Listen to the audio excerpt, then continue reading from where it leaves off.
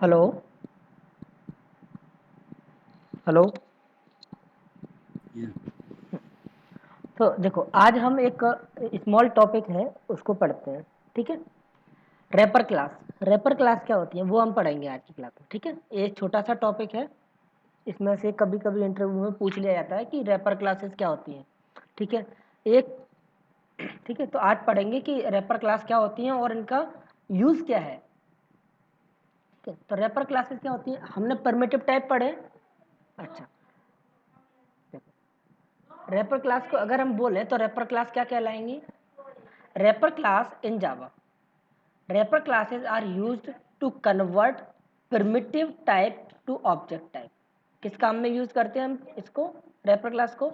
जो भी हमारे प्रिमिटिव टाइप है, प्रिमिटिव डेटा टाइप है, उसको ऑब्जेक्ट में कन्वर्ट करने के लिए हम रैपर क्लास का यूज करते हैं। हमारे प्रिमिटिव टाइप कौन कौन से हैं? कौन कौन से हैं primitive type Harsh? Byte, short, and long. Byte, short, int, long, float, double. ठीक है, ये जो हमारे रहते हैं वो कैसे रहते हैं? ये हमारे प्रिमिटिव टाइप हैं। इसमें बूलियन और कैर, ये सब हमारे कैसे हैं? ये हमारे प्रिमिटिव टाइप हैं। प्रिमिटिव टाइप को, ये ऑब्जेक्ट नहीं है, ये कैसे है? प्रिमिटिव टाइप है। अच्छा, तो इनको ऑब्जेक्ट में कन्वर्ट करने के लिए हम लोग यूज करते हैं रैपर क्लास का। कैसे कन्वर्ट करते हैं ऑब्जेक्ट में वो हम आगे देखेंगे।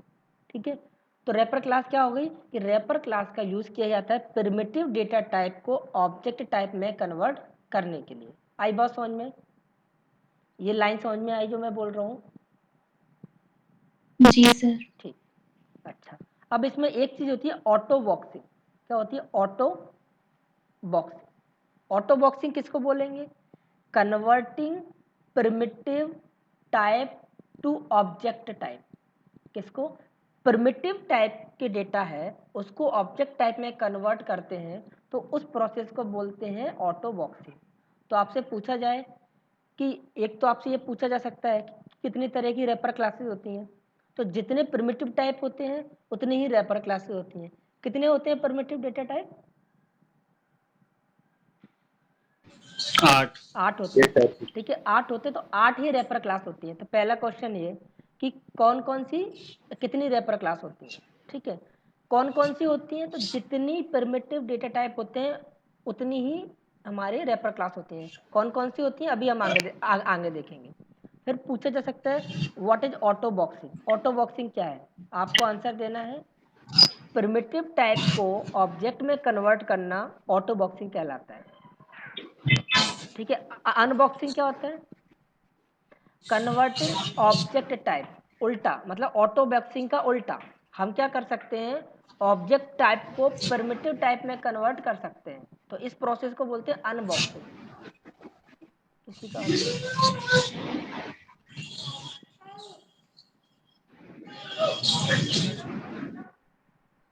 ठीक है, तो प्रिमिटिव टाइप को ऑब्जेक्ट में कन्वर्ट करना इज ऑटो बॉक्सिंग, और ऑब्जेक्ट को प्रिमिटिव टाइप में कन्वर्ट करना इज अनबॉक्सिंग। ठीक है, आई बात समझ में?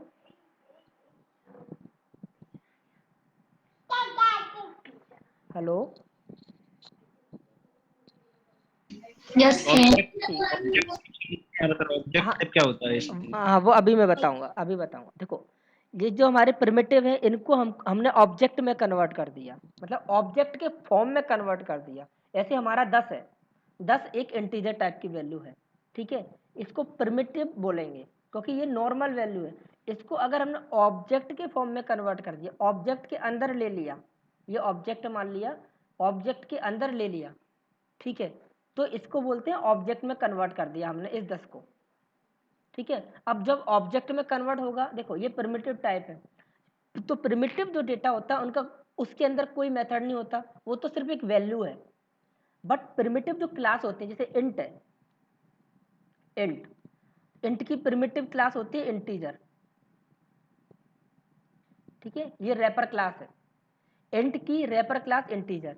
अब जो क्लास होती है, क्लास के अंदर मेथड भी होते हैं, ठीक है। अगर देखो हमने ये वैल्यू ऐसे 10 की वैल्यू डिफाइन की, इंट a इक्वल टू 10, ये हमारा क्या है, प्रिमिटिव टाइप, ये इंटीजर टाइप की वैल्यू है 10। अगर हमने इसको ऐसे डिफाइन किया,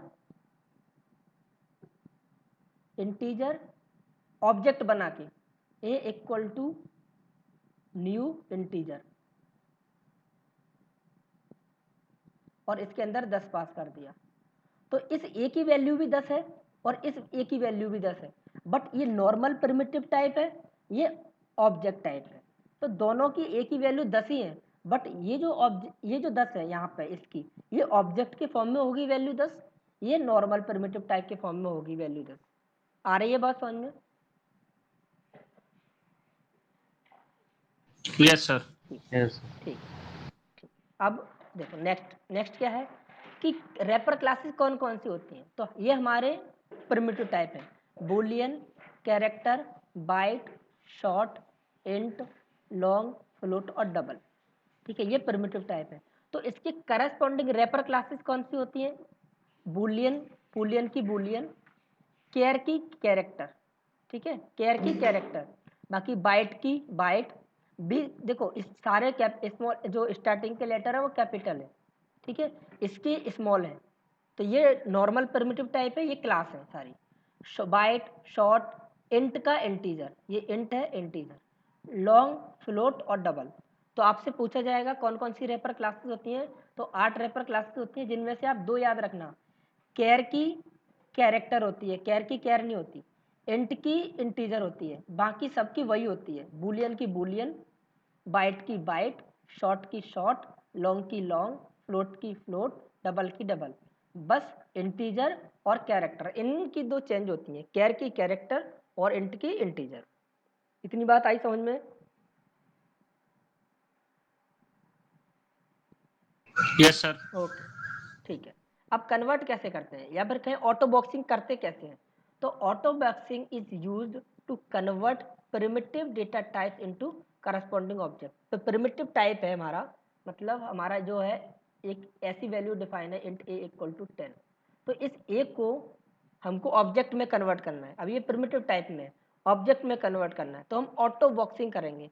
करते कैसे ऑटो बॉक्सिंग, सिंपल है, जैसे ये है, ये हमने डिफाइन की, ये नॉर्मल है इंट प्रिमिटिव टाइप का, इसको अगर हमको कन्वर्ट करना है इस 10 को या इस नंबर को काय में कन्वर्ट करना है हमको, इंटीजर में, मतलब ऑब्जेक्ट के फॉर्म में, तो हम क्या करेंगे, इंटीजर नाम की एक क्लास होती है, जैसे स्ट्रिंग क्लास होती है ना, वैसे ही इंटीजर क्लास होती है जावा में, ये पहले से बना के हमको दिया जावा वालों ने। उस इंटीजर क्लास का एक मेथड होता है वैल्यू ऑफ मेथड। कौन सा मेथड, वैल्यू ऑफ मेथड। उसके अंदर वो नंबर पास कर दो, तो वो जो नंबर है वो ऑब्जेक्ट के फॉर्म में कन्वर्ट हो जाता है। आई बात समझ में? इसमें नंबर पास करना होता है सर के नंबर की वैल्यू? देखो यहाँ पे नंबर पास कर दिया है ना, कोई भी वैल्यू, ये नंबर तो वैल्यू को होल्ड रखता है ना, चाहे तो 10 पास कर दोगे तो 10 जो है वो जो ऑब्जेक्ट की वैल्यू होगी वो 10 होगी, या फिर आपने ये जो नंबर पास किया है इसी को कन्वर्ट कर रहा है। कोई भी वैल्यू है उसको आप ऑब्जेक्ट में कन्वर्ट कर सकते हो, सिंपल सी बात है। और एक चीज और सर, वैल्यू ऑफ आपने क्या बताया था इसमें? क्या, वैल्यू ऑफ ये इस क्या बोल? ये मेथड है ना इस क्लास का, इंटीजर क्लास का ये मेथड है, इंटीजर क्लास का मेथड है वैल्यू ऑफ, जिसका काम होता है प्रिमिटिव टाइप को ऑब्जेक्ट टाइप में कन्वर्ट कर देना।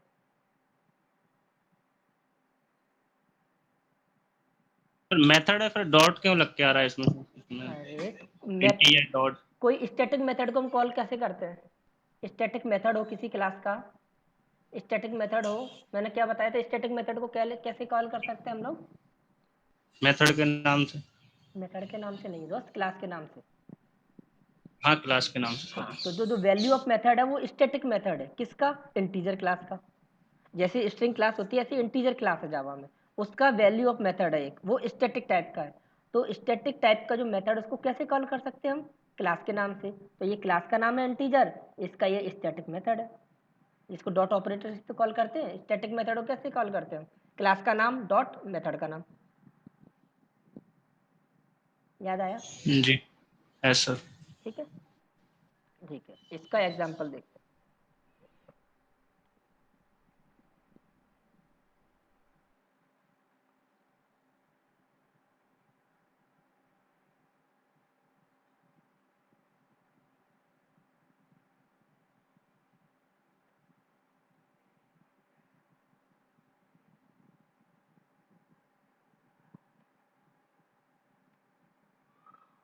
ऑटोबॉक्स,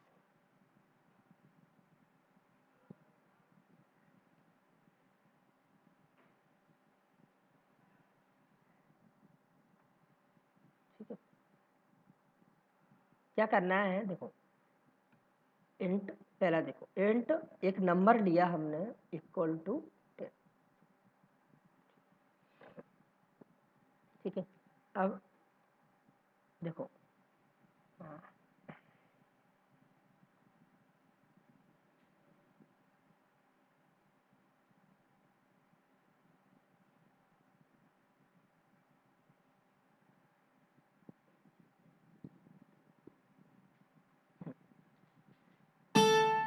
नॉर्मल जो हमारा नंबर है, वैल्यू ऐसे नंबर है, अगर इस पर हम डॉट ऑपरेटर लगाएं तो हमको कुछ नहीं मिलेगा, ठीक है, क्योंकि नंबर है वो प्रिमिटिव टाइप का, इसके अंदर कोई ना तो कोई मेथड है ना कोई कुछ है, तो नंबर को प्रिंट करेंगे इसी के अंदर देखते हैं, अदरवाइज उसको स्टैटिक बनाना पड़ेगा, ठीक, नंबर ले लिया, ठीक है, ये प्रिंट हो रहा है।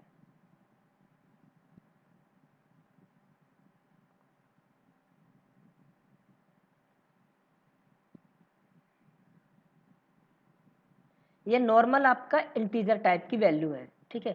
अब इस नंबर को या 10 को हमको ऑब्जेक्ट में कन्वर्ट करना है, तो एक तो ये है इंटीजर, एक रैपर क्लास होती है इंट को इंटीजर में कन्वर्ट करने की, number 1 equal to new integer,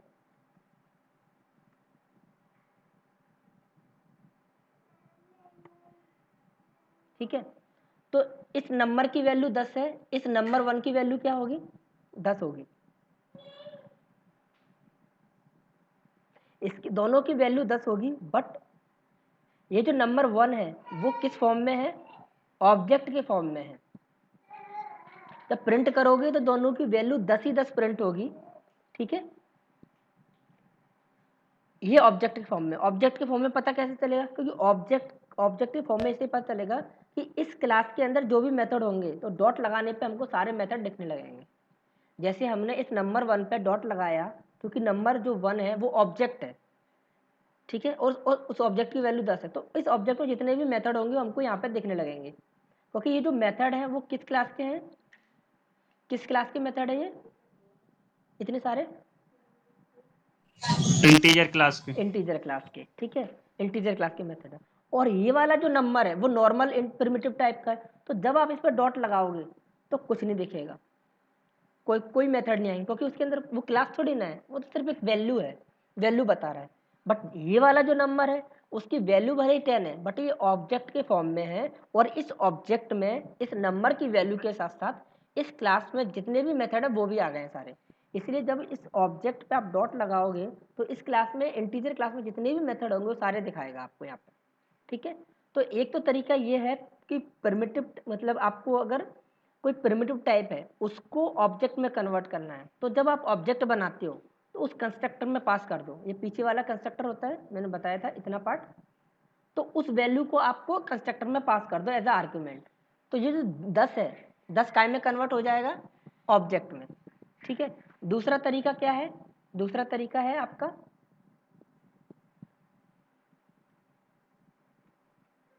integer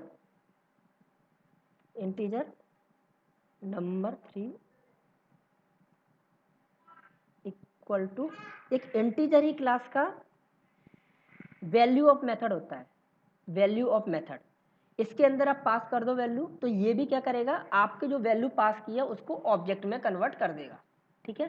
तो इसको अगर ऑब्जेक्ट 3 डॉट करके देखोगे तो ये भी ऑब्जेक्ट में कन्वर्ट हो गया, सारे मेथड इसमें इंटीजर क्लास के, ठीक है।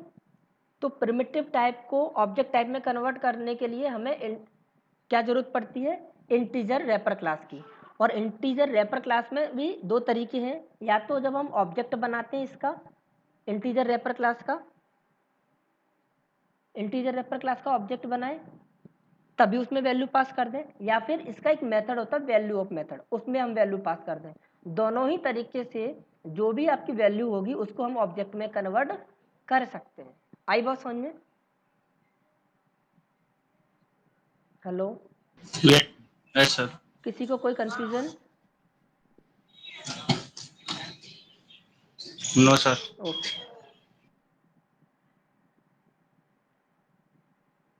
ठीक है। तो ये हो गई हमारी ऑटो बॉक्सिंग। ऑटो बॉक्सिंग किसको बोलेंगे कि प्रिमिटिव टाइप की वैल्यू है कोई, उसको हमने ऑब्जेक्ट में कन्वर्ट कर दिया, उसको बोलेंगे हम ऑटो बॉक्सिंग। अब उल्टा उल्टा क्या होता है? अनबॉक्सिंग। अनबॉक्सिंग इन रैपर क्लास। अनबॉक्सिंग का मतलब होगा कि ऑब्जेक्ट को प्रिमिटिव टाइप में कन्वर्ट करना है, तो उसके लिए सर सर एक बार स्ट्रिंग का और बता देना सर मुझे, कैसा? इसका जो अपने इंटीजर बनाया ऑब्जेक्ट अभी। क्या बनाया इंटीजर का? सॉरी, वो मैं गलत बोल गया आपको, वो स्ट्रिंग नॉन प्रिमिटिव होता है, सॉरी। हाँ, नॉन प्रिमिटिव होता है, वो नहीं होता। हमारे 8 ही प्रिमिटिव होते हैं, byte, short, int, long, float, double, boolean और कैर। ठीक है। तो अनबॉक्सिंग कैसे करेंगे? अनबॉक्सिंग सिंपल है। मान लो हमारा कोई जो वैल्यू है वो ऑब्जेक्ट फॉर्म में है। क्या का ऑब्जेक्ट है? प्रिमिटिव टाइप का। जैसे ये है हमारा, ये लाइन है, तो इसमें हमने क्या किया है, ये जो हमारा ऑब्जेक्ट है इसकी वैल्यू कितनी है? 10 है। और 10 किसके फॉर्म में? ऑब्जेक्ट के फॉर्म में है। 10 जो वैल्यू है वो ऑब्जेक्ट के फॉर्म में, और इसको हमको प्रिमिटिव में कन्वर्ट करना है। तो इंटीजर, इस ऑब्जेक्ट का, ऑब्जेक्ट किसका है? इंटीजर क्लास का। तो इंटीजर ही क्लास का एक मेथड होता है, कौन सा? Int value. इंट वैल्यू, इसका काम क्या होता है कि उस जो ऑब्जेक्ट की वैल्यू होती है उसको प्रिमिटिव में कन्वर्ट कर देता है। इस ऑब्जेक्ट की वैल्यू कितनी है? यहाँ पे कितनी है वैल्यू? 10। 10 है। लेकिन जो 10 है वो ऑब्जेक्ट के फॉर्म में है। इस ऑब्जेक्ट के फॉर्म से नॉर्मल प्रिमिटिव फॉर्म में कन्वर्ट कैसे करता है? इस ऑब्जेक्ट पर आप एक इंट वैल्यू नाम का मेथड कॉल कर दो, तो वो आपकी जो वैल्यू है 10 उसको प्रिमिटिव में कन्वर्ट कर देगा। तो यहाँ पे हमने कौन सा लिया टाइप? प्रिमिटिव टाइप का। तो वैल्यू को, इस 10 जो वैल्यू है ऑब्जेक्ट के फॉर्म में, इसको कन्वर्ट करके इसमें असाइन कर देगा।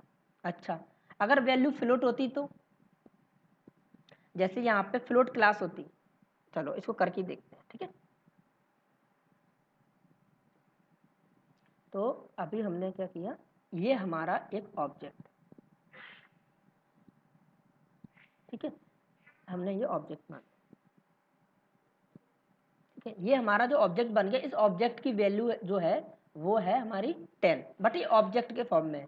इसको हमको नॉर्मल फॉर्म में कन्वर्ट करना है, तो हमने क्या किया, इंट नंबर इक्वल टू जो ऑब्जेक्ट है उसका इंट वैल्यू करके, क्योंकि ऑब्जेक्ट, इस ऑब्जेक्ट में वैल्यू किस तरह की है? इंटीजर टाइप की है। इंटीजर टाइप की है तो हम इंट वैल्यू मेथड कॉल करेंगे। तो अब ये जो है, जो ऑब्जेक्ट की वैल्यू थी वो प्रिमिटिव में कन्वर्ट होकर इस नंबर में आ गई। ठीक है, जब आप इसको नंबर को प्रिंट करोगे तो वैल्यू 10 प्रिंट होगी, बट ये कैसे है, किस फॉर्म में आ गई? ये नॉर्मल फॉर्म में आ गई। पता कैसे चलेगा? जब आप इसको डॉट लगाओगे तो कोई भी मेथड नहीं दिखेगा आपको, इसका मतलब ये नॉर्मल फॉर्म में वैल्यू है, मतलब प्रिमिटिव टाइप में वैल्यू है। अगर आप यहीं पे इस ऑब्जेक्ट पे डॉट लगाते तो आपको सारे मेथड दिखते, मतलब ये जो ऑब्जेक्ट है इसमें जो वैल्यू 10 है वो ऑब्जेक्ट के फॉर्म में है, और इस नंबर में जो वैल्यू है 10 वो प्रिमिटिव के फॉर्म में है। आई बात समझ में? कैसे कन्वर्ट कर दिया हमने ऑब्जेक्ट को प्रिमिटिव में?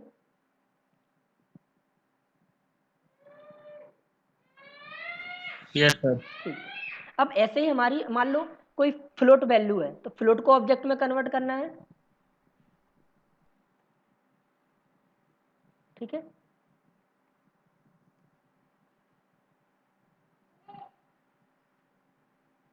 तो फ्लोट क्लास होती है, फ्लोट क्लास होती है, फ्लोट जो वैल्यू होती है उसको ऑब्जेक्ट में कन्वर्ट करने के लिए। ठीक है, अब हमने फ्लोट को, जो ऑब्जेक्ट में है उसको फ्लोट में कन्वर्ट करना है, तो उस ऑब्जेक्ट का कौन सा मेथड होगा? कौन सा मेथड होगा? जैसे देखो, इंट को कन्वर्ट करने के लिए वैल्यू। हाँ फ्लोट वैल्यू होना चाहिए। बिल्कुल सही, फ्लोट वैल्यू, ठीक है। फ्लोट वैल्यू, तो जितने भी हमारी यहाँ पे जो मेथड होंगे कौन कौन से होंगे, byte value, short value, int value, float value, double value. यहाँ पर आप देख भी सकते हो, सॉरी देखो, float value, byte value, int value, long value, short value, ऐसे ही 8 मेथड होते हैं, ठीक है, इनको कन्वर्ट करने के लिए, वैल्यू को कन्वर्ट करने के लिए 8 होते हैं। शायद बूलियन के लिए नहीं होता होगा, बूलियन और कैरेक्टर के लिए।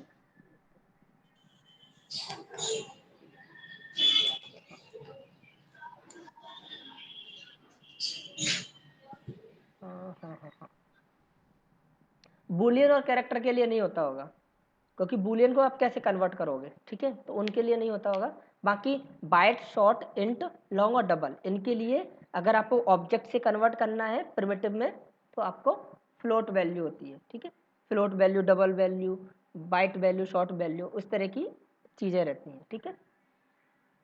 यहाँ पे आपका ये नंबर में कन्वर्ट हो गया जब आप इसको प्रिंट करोगे। तो ये हो रही है आपकी अनबॉक्सिंग, ठीक है। तो यहाँ पे ऐसा नहीं है कि बहुत कुछ पूछा जाता है, यहाँ पे आपसे जो क्वेश्चन पूछे जाएंगे वो ये रहेंगे कि what is wrapper class, wrapper class क्या होती है, what is auto boxing, what is unboxing, और आपको प्रिमिटिव से ऑब्जेक्ट में कन्वर्ट करना है तो कौन सा मेथड यूज करोगे, और ऑब्जेक्ट से प्रिमिटिव में कन्वर्ट करना है तो कौन सा मेथड यूज करोगे। ये 4-5 तरीके के क्वेश्चन इसमें होते हैं, ठीक है, समझ में आई बात। सर तो इसमें बूलियन और कैरेक्टर की बॉक्सिंग भी नहीं होती होगी। देखो, बॉक्सिंग तो जैसे क्या होता है, अगर प्रिमिटिव टाइप की वैल्यू है उसको, जैसे बूलियन की प्रिमिटिव टाइप की वैल्यू क्या होती है, ट्रू, ठीक है, या फॉल्स। जी। तो इसको जैसे अगर हम ऐसे डिफाइन करेंगे, boolean B equal to true, ठीक है, ये प्रिमिटिव में डिफाइन किया है, इसी को हमको ऑब्जेक्ट के फॉर्म में कन्वर्ट करना है इस बूलियन को, तो हम ऐसे डिफाइन करेंगे, boolean B equal to new boolean. तो अब ये जो बी है, ये जो बी है आपका, यहाँ प्रिमिटिव टाइप में है, और यहाँ पे जो बी है या जो इसकी वैल्यू ट्रू है वो ऑब्जेक्ट के फॉर्म में है, तो ऑटो बॉक्सिंग तो हो गई इसकी, ठीक है। अब इसको अगर आप, इसकी भी अनबॉक्सिंग होगी, अनबॉक्सिंग भी हो जाएगी इसकी, देखो अनबॉक्सिंग ऐसे हो जाएगी, b1 डॉट, हाँ बूलियन वैल्यू है, इसके भी मेथड है, बूलियन वैल्यू है, ठीक है, जैसे फ्लोट वैल्यू होता है ऐसी बूलियन वैल्यू है इसको अनबॉक्सिंग करने के लिए, ठीक है। कैरेक्टर का भी होगा, कैरेक्टर सी, मान लिया हमने एक कैरेक्टर ले लिया ए, और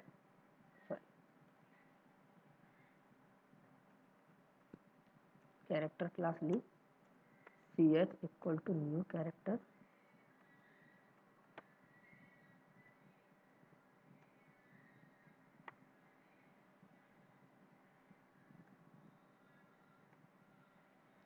ओके, और C H A R character C equal to कोई भी कैरेक्टर ले लिया ए, हाँ सबकी ऑटो बॉक्सिंग हो जाती है, मुझे लगा कि मेथड दिया नहीं है लेकिन सबकी हो जाती है, इसकी अनबॉक्सिंग हो जाएगी C H dot character value, ठीक है, सबके लिए मेथड है हर, जी सर। ठीक है, सबके लिए मेथड है, सबकी ऑटो बॉक्सिंग हो जाएगी, सबकी अनबॉक्सिंग भी हो जाएगी, ठीक है, जी। ठीक ओके। अब मेन इसका फ़ायदा क्या है, एक जैसे इसका एक ब्रॉड लेवल पे फ़ायदा क्या है वो हम देखते हैं, ठीक है, वो ये सारी चीज़ें ठीक है कि इनमें से कुछ क्वेश्चन पूछे जाते हैं। अच्छा, उसके लिए मेरे को ये बताओ इंट की डिफ़ॉल्ट वैल्यू क्या होती है, 0। और कोई भी ऑब्जेक्ट है आपके पास उसकी डिफ़ॉल्ट वैल्यू क्या होती है, जैसे मान लिया आपने कोई क्लास डिफाइन की है, उसका ऑब्जेक्ट मत बनाओ, आप रेफरेंस बनाओ इतना, मान लिया आपने, जैसे ये वाली क्लास है अनबॉक्सिंग टेस्ट, आपने इतना बनाया अनबॉक्सिंग टेस्ट टी, बस इतना डिफाइन किया। तो इसकी डिफ़ॉल्ट वैल्यू क्या होगी? किसी भी ऑब्जेक्ट की डिफ़ॉल्ट वैल्यू क्या होती है? नल ऑब्जेक्ट की तो नहीं पता कुछ। नल। पता कैसे चलेगा? सिंपल सी बात है,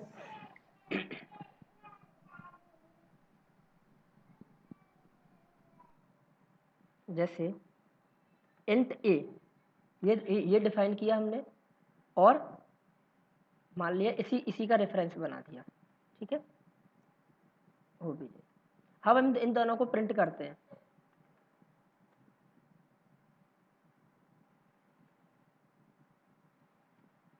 ठीक है, ए की वैल्यू और ऑब्जेक्ट की वैल्यू, और एक चीज और, स्ट्रिंग की वैल्यू देखते हैं, स्ट्रिंग एस।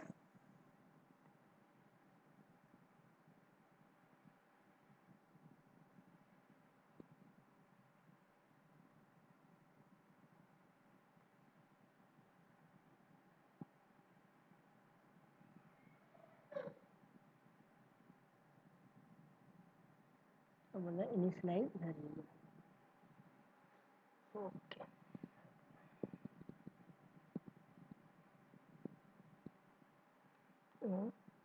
हमें तो वैल्यू चाहिए, डिफ़ॉल्ट वैल्यू, इनिशियलाइज तो ये 0 से कर देगा।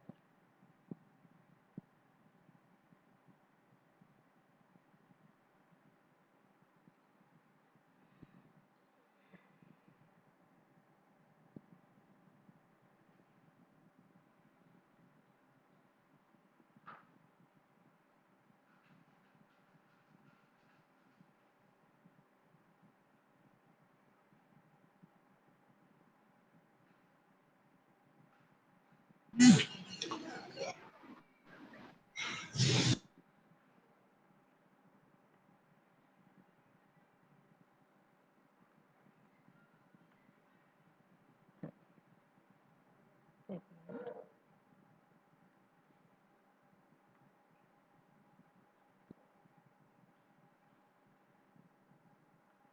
पहले ये देखो, यहाँ पे अगर हम इसको प्रिंट करेंगे तो ए की वैल्यू 0, और स्ट्रिंग, इसकी भी डिफ़ॉल्ट वैल्यू होती है 0, सॉरी नल। स्ट्रिंग की नल होती है डिफ़ॉल्ट वैल्यू, इंटीजर की 0 होती है, फ्लोट की 0.0 होती है। ऐसे ही कोई भी ऑब्जेक्ट है, जैसे हमने यहाँ पे ये ओबीजे डिफाइन किया है, इसको ओबीजे 1 मान लो, इसको ओबीजे,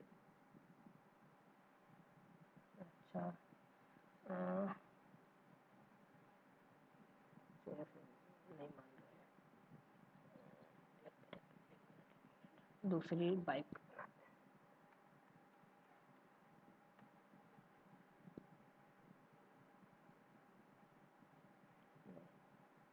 ओके।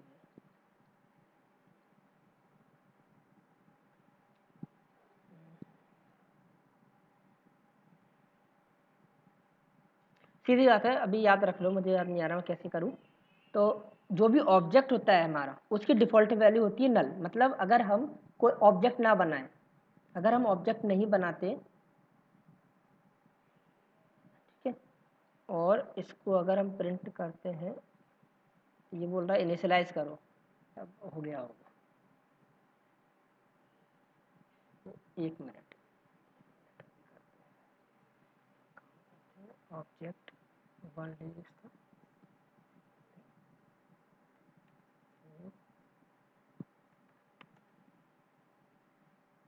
सर इसमें 2 ऑब्जेक्ट बना लो ना अलग अलग क्लास के। नहीं, वो उसका एक्चुअली क्या हो रहा है, वो बोल रहा है उसको इनिशियलाइज करो किसी भी ऑब्जेक्ट को। हाँ, देखो देखो, ये रहा, हमने एक ऑब्जेक्ट बनाया है, ठीक है, इसको हमने कोई वैल्यू नहीं दी है, इसकी डिफ़ॉल्ट वैल्यू हमें पता चल जाएगी अब, नल, ठीक है। जब भी कोई वैल्यू नहीं दी है तो उसकी ऑब्जेक्ट की क्या वैल्यू होती है, नल, ठीक जी है। सर। तो इसका मतलब हमें क्या पता चला कि जो प्रिमिटिव टाइप होती है उनकी कुछ कुछ वैल्यू होती हैं, 0, 0.0, ठीक है, बट जो ऑब्जेक्ट होता है उसकी वैल्यू नल होती है। अब देखो खेल क्या होता है कि मान लो आप एक वेबसाइट बना रहे हो, अमेजोन ही बना रहे हो मान लो, उसमें आप एक वॉच ले रहे हो, वॉच, ठीक है, उस वॉच की प्राइस आपने, अच्छा वॉच की प्राइस आपने एक क्लास बनाई, आपने क्या बनाई, क्लास वॉच, वॉच, वॉच नाम से, उसमें आपने स्ट्रिंग लिया और नेम लिया वॉच का, एक प्राइस ली, मान लिया इंटीजर में आपने प्राइस ले ली, ठीक है, ये ले लिया। अब आपने क्या किया कि जब इसको सेव कर रहे हो डेटाबेस में, हम डेटाबेस क्या होता है पढ़ेंगे, ठीक है, मान लिया आप इसको सेव कर रहे हो, तो वॉच का नाम आपने क्या बनाया, ऑब्जेक्ट बनाया, उस ऑब्जेक्ट में आपने वॉच का नाम दिया, ठीक है, वॉच का नेम मान लिया दे दिया आपने ABC, ठीक है, कोई भी नाम दे दिया, और प्राइस जो है वो आप देना भूल गए, आप प्राइस देना भूल गए, तो यहाँ पे मान लो गलती हो गई आपसे, आप प्राइस देना भूल गए उसके, तो प्राइस क्या हो जाएगी इस वॉच की,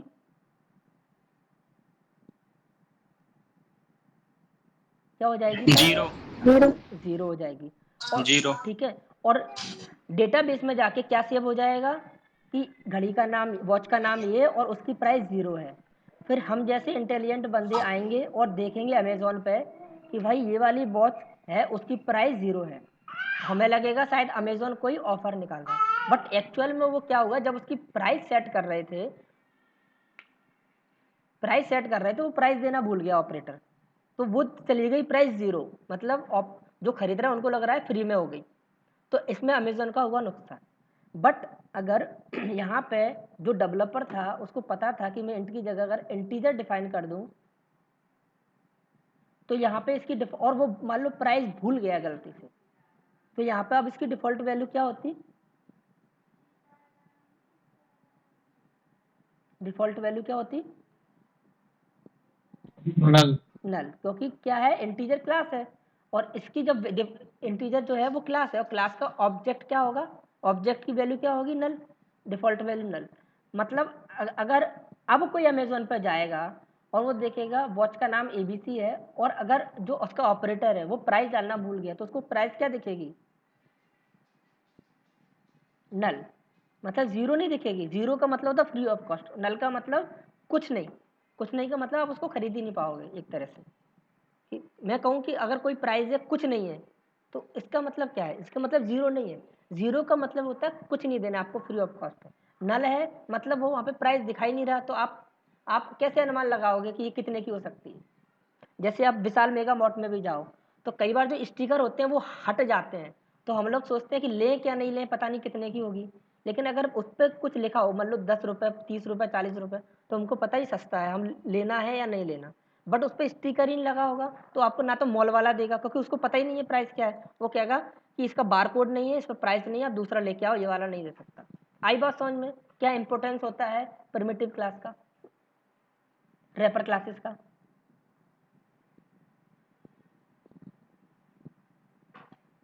नहीं आई बात समझ में,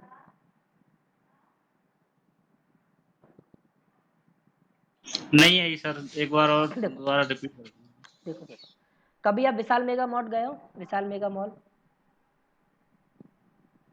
यस सर। अच्छा, वहाँ पे मान लो आप कपड़े ढूंढते हो कई बार, तो कई बार उस पर बारकोड नहीं लगा होता, मतलब बारकोड हट जाता है या कुछ हो जाता है, बारकोड नहीं लगा, ऐसी ऐसी कंडीशन आई है आपके साथ कभी, तो जिसमें प्राइसिंग लिस्ट रहती है, जी टैग सर। टैग रहता है, तो वो आपको मिल जाता है, वो आपको देता है या बोलता है दूसरा पीस लेके आओ, जिसपे नहीं देता। नहीं देता है ना, जिसपे बारकोड नहीं होता, जिसपे प्राइस नहीं होती है, वो आपको नहीं देता, क्योंकि वो एंट्री कैसे करेगा मशीन में, इसकी प्राइस नहीं है। अब वही अगर उस पे जीरो लिखा होता, प्राइस जीरो लिखी होती, तो वो आपको दे देता जीरो में या नहीं देता, आपको फ्री में देता, क्योंकि प्राइस जीरो लिखी हुई है, ठीक है, जी। उसको देना पड़ता, जी क्योंकि सर। क्योंकि उस पर प्राइस टैग्ड है, लिखी हुई है। ऐसे ही जब हम अपनी कोई ऐसी चीज बनाते, मान लो मैंने बताया कि वॉच की क्लास है, उसमें वॉच का नाम है और उसकी जो वैल्यू है, प्राइस है, वो हम अगर इंटीजर टाइप की लेते हैं, यहाँ पे इंटीजर टाइप की प्राइस लेते, प्राइस इंटीजर डिफाइन करते, और उसकी डिफॉल्ट वैल्यू चली जाती, वो हो जाती जीरो, तो उसको अमेजन वाले को आपको फ्री में देना पड़ता। हम एक एग्जांपल ले रहे हैं क्योंकि वहाँ पे प्राइस डिफाइन है। क्या डिफाइन है? 0। वो गलती से हो गई है क्योंकि उसने प्राइस की वैल्यू सेट नहीं की और जो डेवलपर था उसने प्राइस की वैल्यू इंटीजर डिफाइन कर रखी थी, इंट प्राइस।